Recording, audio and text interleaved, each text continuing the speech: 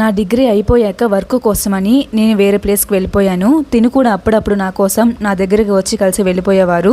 అలా హ్యాపీగా సాగుతూ ఉండేది మా లైఫ్. అయితే ఆ రోజు ఫెస్టివల్, ఎప్పుడు ఇతను నా కోసమే వస్తున్నాడు కదా, ఒక్కసారి తన కోసం నేను వెళ్దామని చెప్పి ఆ రోజు అంటే ఫెస్టివల్ రోజు నేను వాళ్ళ ఊరికి వెళ్ళాను. వాళ్ళ ఊరిలో నాకు అసలు ఎవరూ తెలీదు. సో వాళ్ళ ఇంట్లోనే ఉన్నాను నైట్ 9-10 వరకు. అయితే వాళ్ళ నాన్న వచ్చి, నీకు పెళ్లి కాలేదు కదా, మా ఇంట్లో నుంచి వెళ్ళిపో అన్నారు సీరియస్ గా.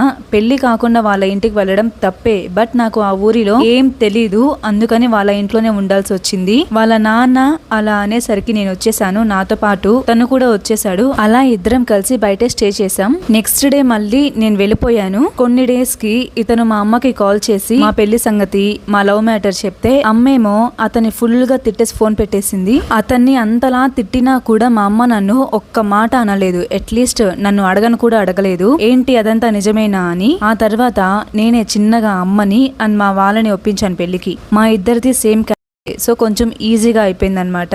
ఒక మంచి రోజు చూసుకొని ఇద్దరం పెళ్లి చేసుకున్నాము. ఇంతటితో మా లైఫ్ లో ఒక ఫేజ్ అయిపోయింది. ఇప్పుడు సెకండ్ ఫేజ్ స్టార్ట్ అయింది. అంటే ప్రాబ్లమ్స్ అప్పుడప్పుడే స్టార్ట్ అవుతున్నాయి. అత్త మామ నుంచి ప్రాబ్లం వస్తే ఎలాగోలా అడ్జస్ట్ చేసుకుని బ్రతుకుతాం, కానీ అదే హస్బెండ్ నుంచి వస్తే ఎలా ఉంటుంది? నాకేంటంటే ఇంటి పని తప్ప పొలం పనులు ఇలాంటివేం రావు.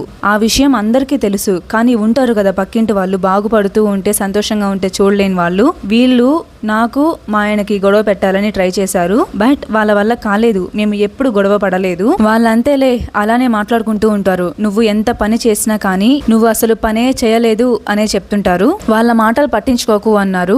సరే అయిపోయింది. మా ఆయన్ని ఒక్కటే కష్టపెట్టడం ఎందుకని నాకు రాకపోయినా పొలం పనులకు వెళ్లి కొంచెం సహాయంగా ఉండేదాన్ని. అలాగా పొలం పనులు అయిపోయే వరకు చేశాను. తర్వాత నేను ప్రెగ్నెంట్ అని తెలిసింది. అప్పటి నుంచి నేను పనులు ఎక్కువ చేసేదాన్ని కాదు, ఎక్కువ రెస్ట్ తీసుకునేదాన్ని. అయితే అప్పుడు స్టార్ట్ అయ్యాయి మా ఇద్దరి మధ్య గొడవలు. ప్రెగ్నెంట్ గా ఉన్నాను అని కూడా చూడకుండా నేనేమైనా చిన్న మాట అనినా చాలు తిట్టడం, కొట్టడం, దానికి మించి తాగడం ఎక్కువైపోయింది. ఇదంతా భరించలేక ఒక రోజు అతనితో గొడవ పెట్టేసుకున్నాను. ఆ గొడవలో నన్ను ఫుల్ గా కొట్టాడు. ఇంకా మాకు కుదరదులే అని నేను ఇంట్లో నుంచి వచ్చేస్తున్నా.